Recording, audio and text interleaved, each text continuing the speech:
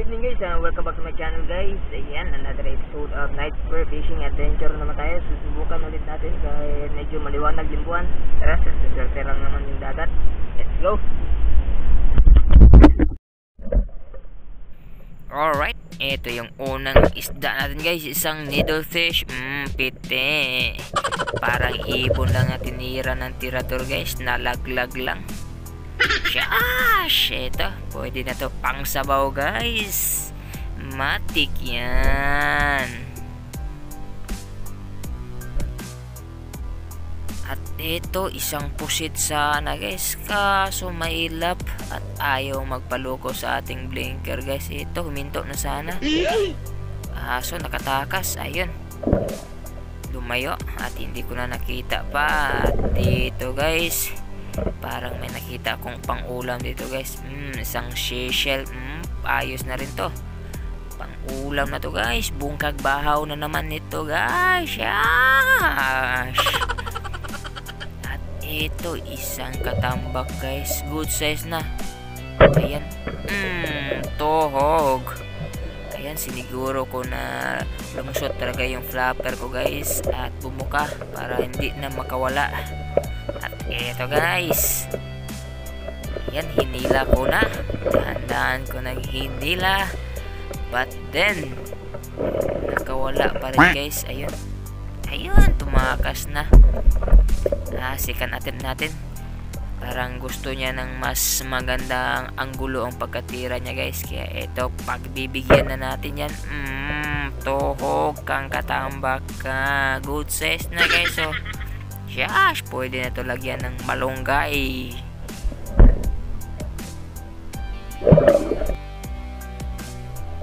At ito guys, isang triple tail wrasse guys. Good size na, kaya tuhugin na natin to.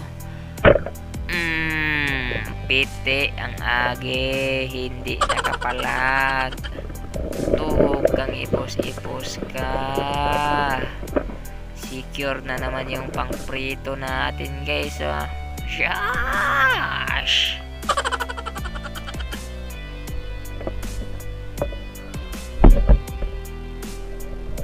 At ito, isang pusit guys. At hindi na nabutan natin yung camera guys. Ayan, tinuog ko na agad.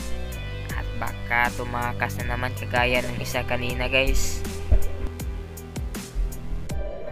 This time guys, ito, papunta na ako sa medyo malalim na part para maghanap ng mas magandang makakain or pang-ulam guys.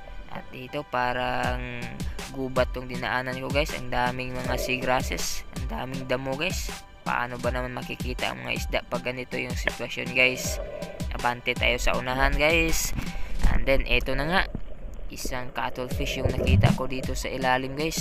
Ayan, good size na, kaya tuhugin na natin yan. Pinti, baliw-liw. Ayan. Slow mo natin. At ito, sa pagkakataong ito guys, ay diniinan ko na yung spur gun ko para siguruin na lumusot talaga yung flapper ko at hindi na makawala. At ito, kumikintab. Ito yung cuttlefish or tinatawag na the king of camouflage guys. And at this moment guys ay biglang pumangit yung panahon guys. Lumakas yung alon guys. At ito na pala yung time na maglilindol na guys. At buti na lang ay nakaahon ako ng mas maaga guys. Dahil lumakas na talaga yung alon at magalaw na yung dagat guys. Nakakasakit ng ulo at nakakahilo. Kaya I decided na umahon na lang. Ganda na sana yung huli natin. So dito, papaahon na ako. At dito sa tabi may nakita akong isang katambak or snapper. Pite, baliw-liw. Siguro na to pangdagdag sa ating stringer guys. Matik. Maganda na sana yung hulihan natin ngayon. At dito may napansin ako, another pang-ulam na naman. Good size na seashell.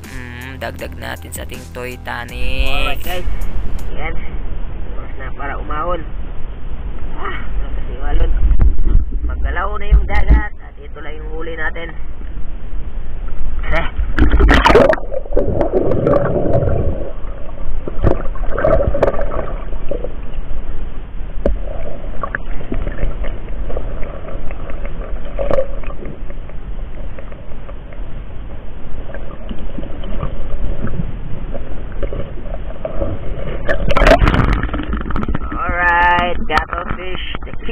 camouflage. Gosh. At least meron. Alright.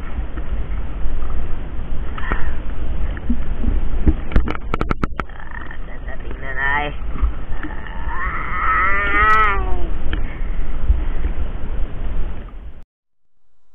Alright, ito na lahat sila guys. At may pang sabaw na tayo at pang prito. At yung cuttlefish ay binili ni Iski John B. El Maningo. Shout out ni mo dia Iski. Alright, and that's all for this episode. Thank you so much for watching guys, and see you next episode. Shash!